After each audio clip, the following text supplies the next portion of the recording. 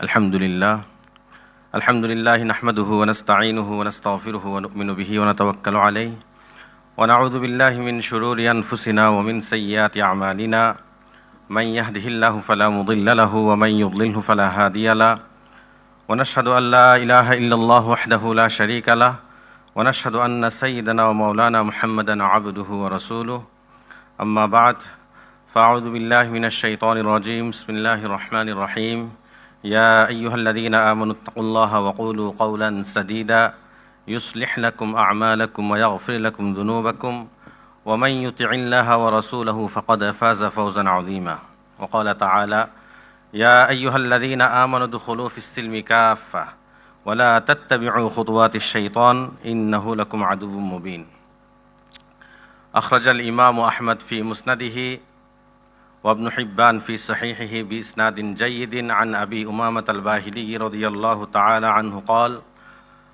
عن النبي صلى الله عليه وسلم أنه قال لتنقضن عرى الإسلام عروة عروة فكلما انتقضت عروة تشبث الناس بالتي تليها وأولهن نقضا الحكم وآخرهن الصلاة أو كما قال النبي عليه الصلاة والسلام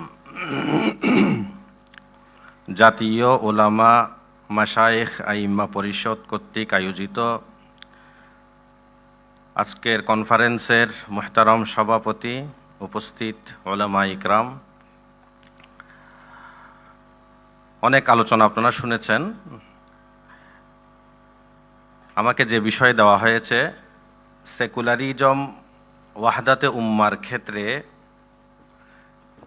ওয়াহদাতে উম্মা বা মুসলমানদের যে ঐক্য, সেই ঐক্যের ক্ষেত্রে কিভাবে প্রতিবন্ধক হয়, এ বিষয়ে আলোচনা করার জন্য।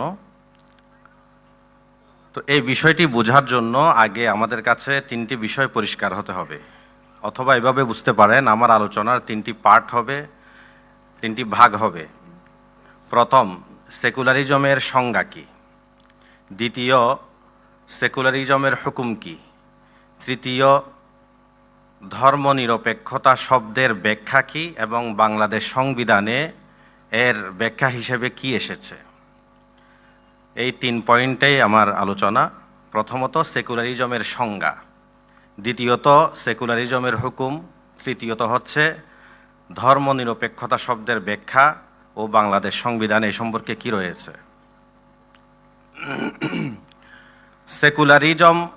সেকুলারিজমের যে সংজ্ঞা, বিভিন্নজন বিভিন্ন সংজ্ঞা দেন, কিন্তু একটা মূলনীতি হলো যে বিষয়টি যাদের মাধ্যমে প্রতিষ্ঠা লাভ করেছে, যে কোনো বিষয় যখন আমার সামনে আসে, তখন আমাকে দেখতে হবে এই বিষয়টি আসলে কাদের মাধ্যমে প্রতিষ্ঠিত হয়েছে, কাদের মাধ্যমে আমার সামনে এসেছে। তো যারা এই বিষয়টি প্রতিষ্ঠা করেছে তারা এর ব্যাখ্যা কি দিয়েছেন, সে মূল জায়গা থেকে ব্যাখ্যাটাকে তালাশ করা। তো এই জন্য সেকুলারিজম যেহেতু আমাদের বাংলাদেশে প্রতিষ্ঠিত হয়েছে, কিংবা এটাকে কেউ উদ্ভাবন করেছেন এমন নয়, বরং সেটা পশ্চিমাদের থেকে আসছে।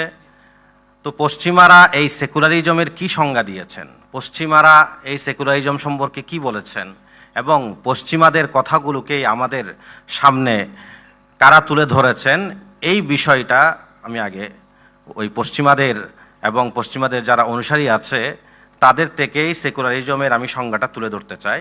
সময় সংক্ষিপ্ত, দুই একটা শুধু আমি উদ্ধৃতি দিব। আমাদের যে বাংলা একাডেমির ইংলিশ টু বাংলা ডিকশনারি আছে, পৃষ্ঠা 689, সেখানে সেকুলারিজমের সংজ্ঞা দেওয়া হয়েছে: নৈতিকতা ও শিক্ষা ধর্মকেন্দ্রিক হওয়া উচিত নয়, এই মতবাদ।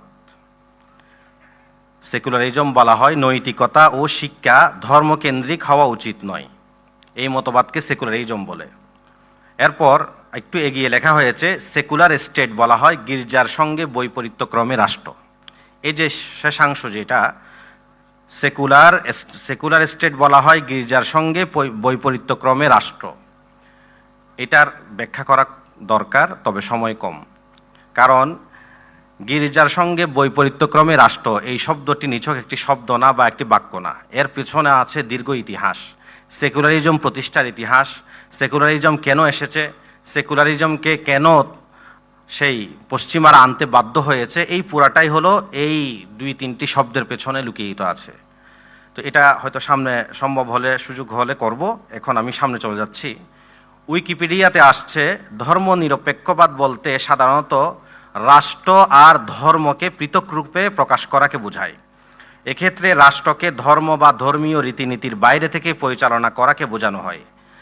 রাষ্ট্রের আইন কোনো নির্দিষ্ট ধর্মের উপর নির্ভরশীল থাকে না।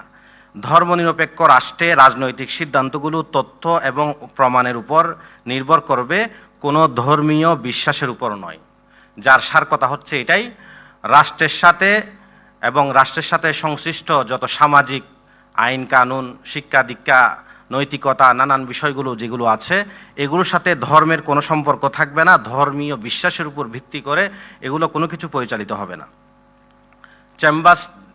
চেম্বার্স ডিকশনারি এতে সেকুলারিজম সম্পর্কে বলা হয়েছে এমন এক বিশ্বাস যাতে রাষ্ট্র, নৈতিকতা, শিক্ষা ইত্যাদি সব কিছু ধর্মমুক্ত থাকবে।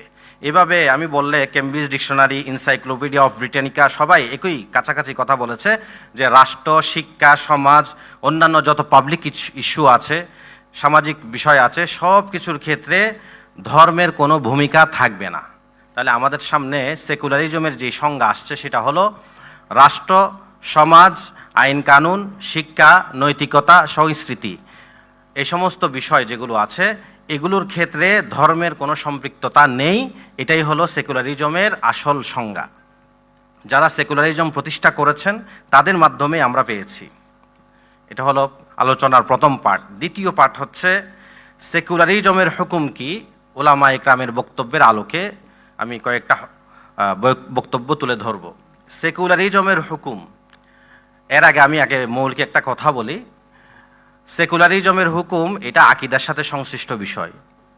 তো আকীদার ক্ষেত্রে 3 ধরনের মাসাইল থাকে, প্রকার থাকে।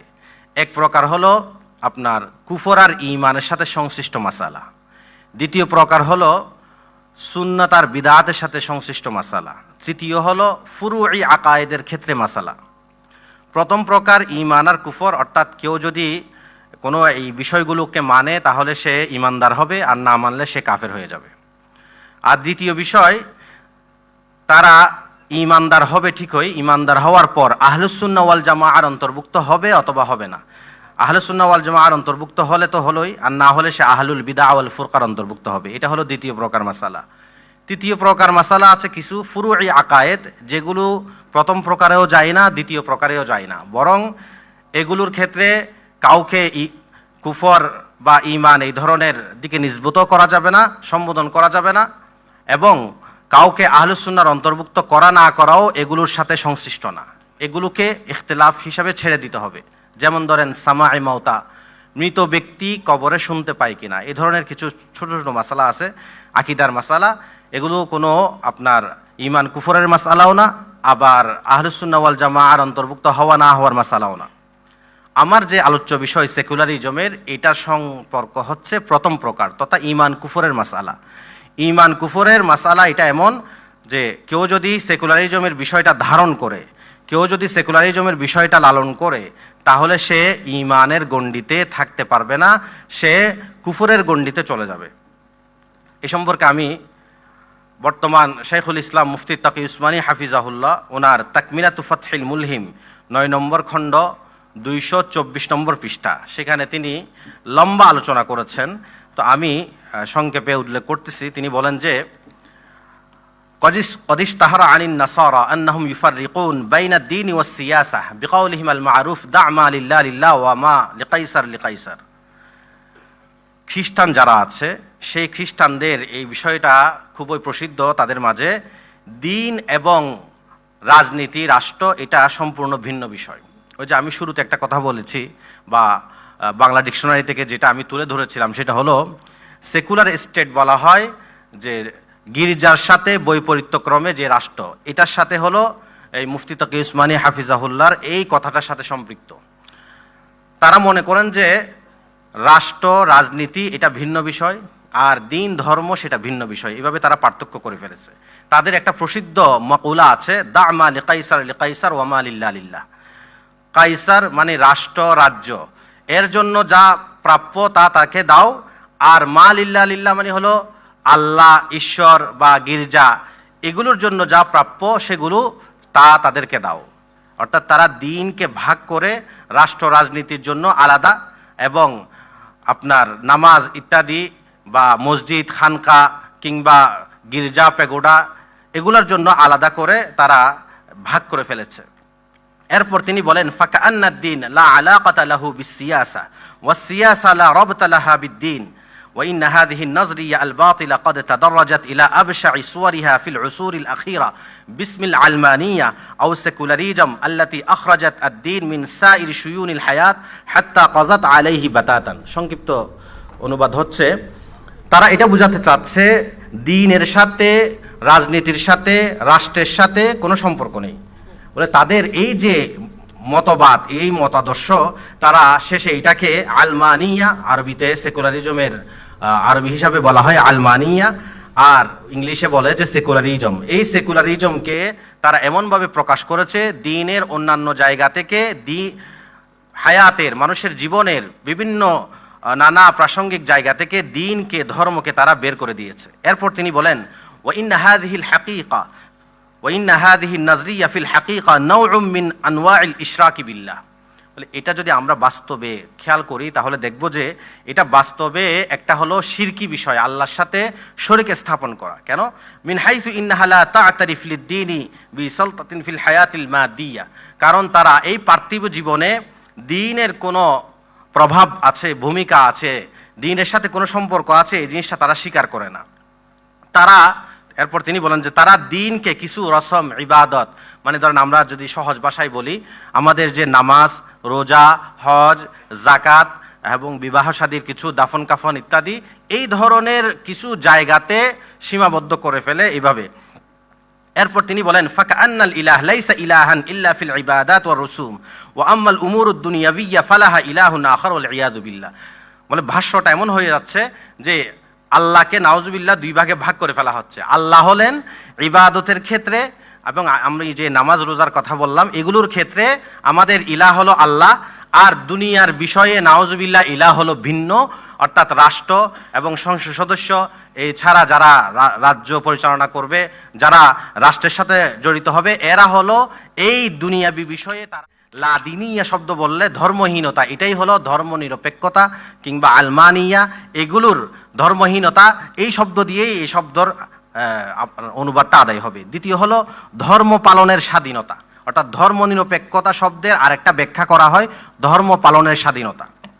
এই যে ধর্ম পালনের স্বাধীনতা, এটাই হলো আমার একটু ব্যাখ্যার জায়গা, কারণ এটা নিয়ে খুবই খেল চলে আমাদের রাজনৈতিক মহলে।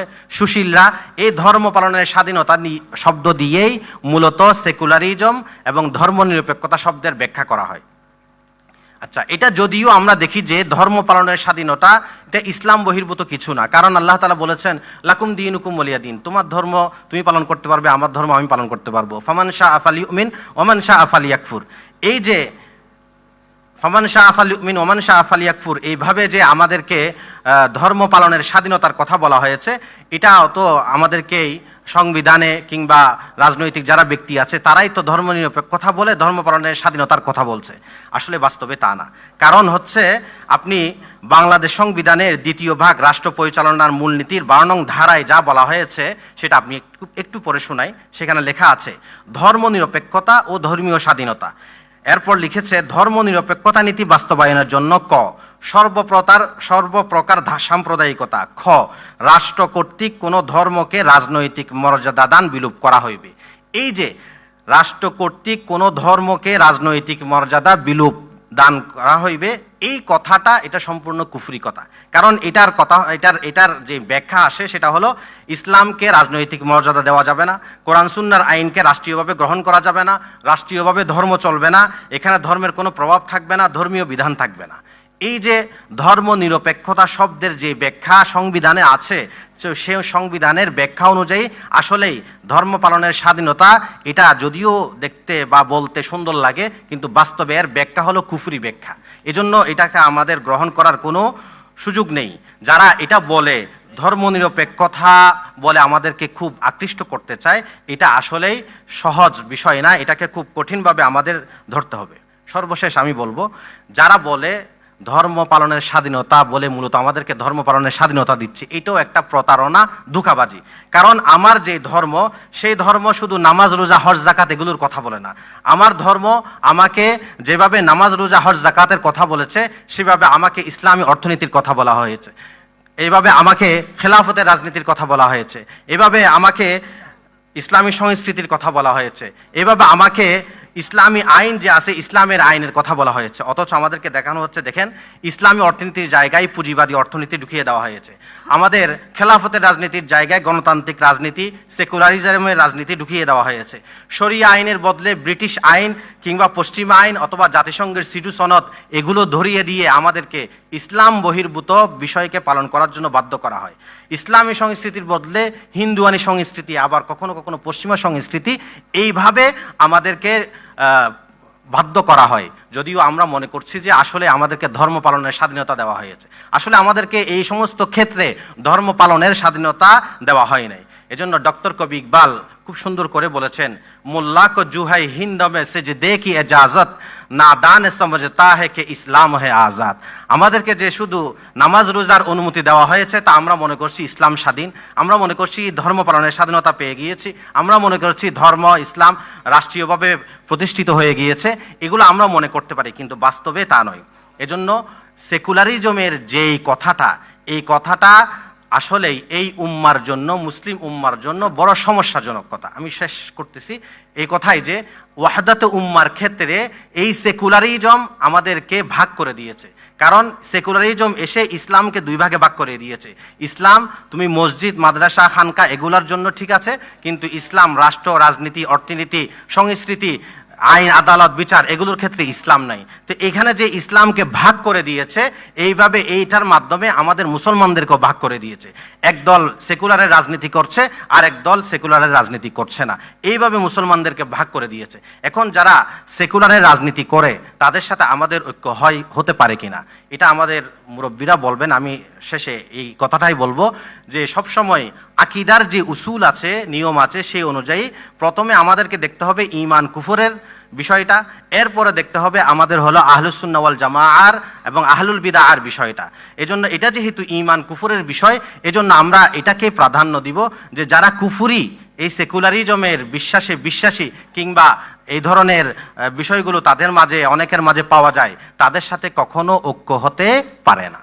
এরপর হলো দ্বিতীয় বিষয়, আমরা এখন যাদের সাথে, যারা ইসলামকে মানে, যারা সেকুলারিজমকে প্রত্যাখ্যান করেছে, তাদের সাথে যদি আমরা ঐক্য করি, তাহলে সেখানে আমার কিছু আরজ হলো, এমন সহজভাবে যাতে ঐক্য না করি যেটার কারণে আমাদের নিজেদের আদর্শ, আমাদের নিজেদের একটা যেই আলাদা আমাদের পরিচয় আছে, এটা যাতে বিলীন না হয়। এটার জন্য শক্তভাবে, ভালোভাবে খুব কিছু বিষয়কে আমরা লেখালেখির মাধ্যমে করে রাখবো, যাতে ভবিষ্যতে এটা আমাদের নিজস্ব স্বকীয়তা, আমাদের নিজস্ব পরিচিতি, আমাদের নিজস্ব আদর্শ বিলীন হওয়ার ক্ষেত্রে সুযোগ তৈরি না করে। আল্লাহ তাআলা আমাদেরকে তৌফিক দান করুন। ওয়া আখিরু দাওয়ানা আলহামদুলিল্লাহি রাব্বিল আলামিন।